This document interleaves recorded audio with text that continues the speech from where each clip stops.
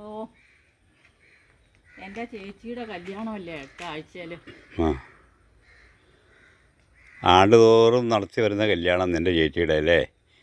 ആണ്ടുതോറൊന്നുമില്ല. പിന്നെ ആദ്യത്തെ കല്യാണം നടത്തിയിട്ടേ 2 വർഷം കഴിഞ്ഞാ ചേച്ചി ഡിവോഴ്സായി. ഓ, അത് കഴിഞ്ഞിട്ടോ? രണ്ടാമത്തത് പിന്നെ അത് കഴിഞ്ഞ് ചേച്ചി ഒരു 6 മാസം വീട്ടിൽ നിന്നായിരുന്നു. ഓ, രണ്ടാമത്തത് പിന്നെ 1.5 കൊല്ലം കഴിഞ്ഞ ഡിവോഴ്സായി. ഓ, പിന്നെ ഇത് മൂന്നാമത്തെ. അതിന് പിന്നെ ആണ്ടുതോറും എങ്ങനെ മൂന്നാമത്തെ. അപ്പം പിന്നെ എന്നതാ കൊടുക്കണ്ടേന്നാ. അപ്പോൾ 2 പ്രാവശ്യം കൊടുത്തോ? 2 പ്രാവശ്യം കൊടുത്തായിരുന്നു. ഒന്നും പറഞ്ഞ് കല്യാണമല്ലേ. ഓ, അപ്പോൾ എന്തെങ്കിലും കൊടുക്കാതിരിക്കാൻ പറ്റില്ല. പറ്റില്ല. അയ്യോ, അപ്പോൾ അതെന്ത് കൊടുക്കും എന്നുള്ളതാണ്. എന്ത് കൊടുക്കണം? എന്താ അഭിപ്രായം? എനിക്ക് പ്രത്യേകിച്ച് അഭിപ്രായമൊന്നുമില്ല. നിൻ്റെ ചേച്ചിയുടെ കയ്യിലാണല്ലേ, നീ എനിക്ക് ഇഷ്ടമുള്ള കൊടുക്കാം.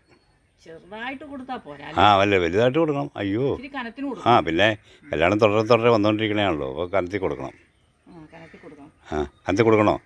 പിന്നെ കനത്തിൽ തന്നെ കൊടുക്കണം. എന്നാന്നറിയോ, ഈ നമ്മൾ കൊടുക്കുന്ന ആ ഒരു മുതലിൻ്റെ കനം കണ്ടെങ്കിലുമേ ഇത്തവണത്തെയെങ്കിലും ഒന്ന് ഉറച്ചു നിൽക്കണം അതിന്. അപ്പം എല്ലാവരും കൂടി കനത്തിന് കൊടുക്കണം. അങ്ങനെ വേണമെന്നുള്ളതാണ്. അപ്പോൾ ഒരു കാര്യം ചെയ്യാം നമുക്ക്.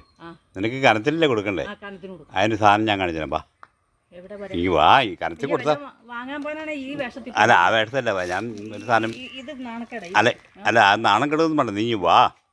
അയ്യോ, എൻ്റെ ചെടി ചവിട്ടിക്കളയല്ലേ. ചെടി ചവിട്ടില്ല, നീ വാ. വയ്യ പോട്ടെ, ചെടി ചവിട്ടുന്നതാണ്. കാണിക്കട്ടെ കനത്തിലുള്ള സാധനം. ഇവിടെയോ? ഇല്ലേ, വാ.